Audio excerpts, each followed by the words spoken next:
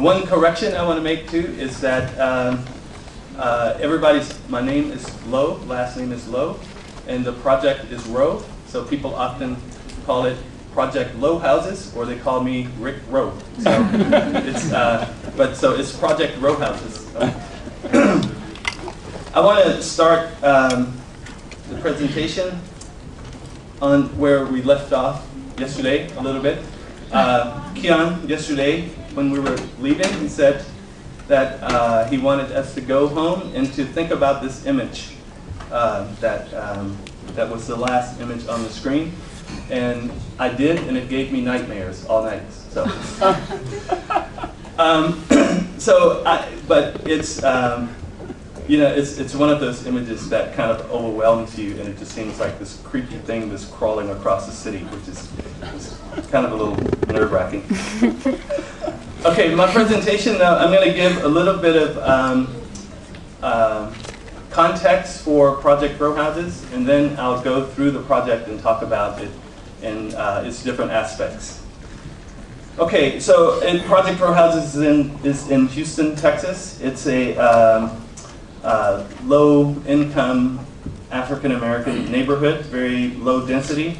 So typical like this, little houses like this, that's spread throughout the neighborhood. And they're very, very interesting little houses. And also it's always very interesting too how people, the informal spaces that happen around these houses, where if there are big trees that are nearby or vacant lots, there are always people getting together to do informal community things like playing dominoes and things like that. What's interesting about these little houses, though, is that people often will individualize their house and make it their own little special place. So adding little architectural features like the little porch here, or even the landscaping becomes interesting, how people take some of the traditional Southern American landscaping aspects into larger cities like Houston. Now, this is, so that was the neighborhood that is traditional, but as Houston grows and it tries to modernize itself and also rebuild the inner city, they do it with these kind of apartment houses that are very much much more expensive than the little houses. Just an example, maybe you can buy one lot with these little houses, maybe 4 little houses, or maybe 10 years ago, maybe $50,000. But now, with this kind of new development, each of these, this is like maybe 2 units, one here and one here, and they're basically sell for between $300,000 and $400,000. So they take down the old houses at a value of maybe $50,000 and then replenish it with maybe $600,000. So it becomes very important for developers.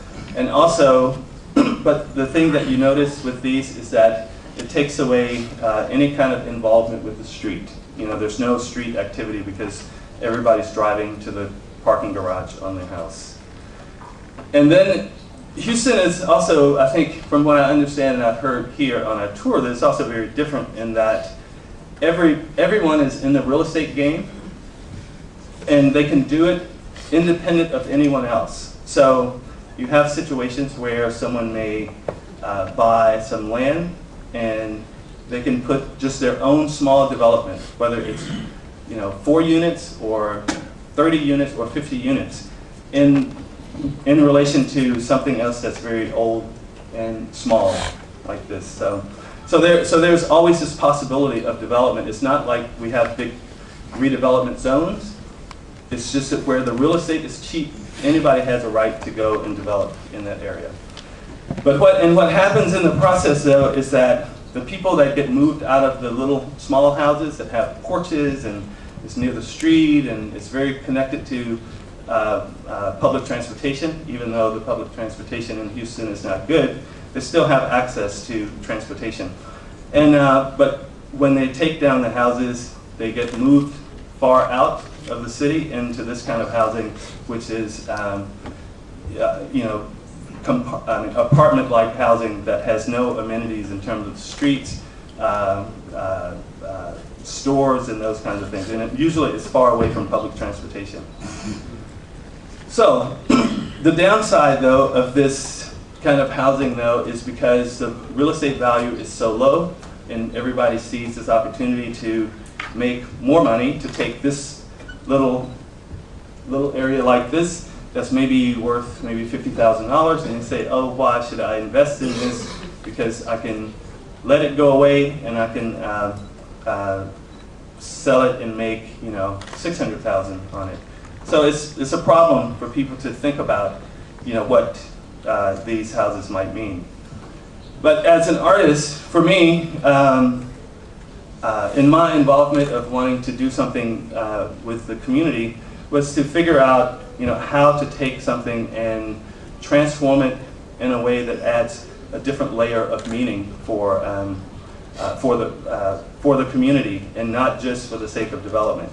So I had to kind of figure out a framework through which to do that in this area, where I found this little area with 22 little shotgun houses. I won't get into any of the details because I'm going to have to go quickly through this. But what I found was this artist, his name is John Biggers, who created a lot of artwork about the significance of the shotgun house. And he traced his origin back to West Africa, and he kind of talked about how it was the fiber of Southern American architecture and the foundation for African American history that grew from slavery into contemporary life. So what as an artist, my thinking at a certain point, as Keon talked about Joseph Boy's social sculpture yesterday, I wanted to see if I could make a social sculpture in this neighborhood. And so using this artist's artwork, John Biggers, to see if I could transform this neighborhood into a living John Biggers painting. So the first thing, though, was to figure out, what this guy was talking about when he talked about good community. And so over time of discussing it with him and also looking into his work, there were basically 5 principles that I was able to extract. And the first one is good and relevant architecture. The second one, creativity, culture, and art. Third one, education opportunities. Fourth one, social safety net. And the final one, economic sustainability. So what I wanted to do with this project was to address these 5 points, and I had to kind of organize within the community to figure out how to do this. And so starting with the good and relevant architecture, the point for this part of the project was to take these old houses that basically no one felt that they had any value, but to really infuse a new kind of value into these houses, to give them an identity that could generate the identity for the neighborhood. Because that's one of the big problems with Houston and the development of taking things down rapidly, is that neighborhoods lose their identity. And I kind of see a similarity of that to here, is that there's new development is not about placemaking, it's not about making a place, it's about providing the opportunity for housing, which to me it works on some level, but for low-income people it's very challenging. So myself with a group of artists, we used a lot of tactics and approaches to call attention to these houses. This was one of the first things after we cleaned the site up. We put together what we call a drive-by exhibition to get people to start coming to this neighborhood and looking at these houses and the architecture.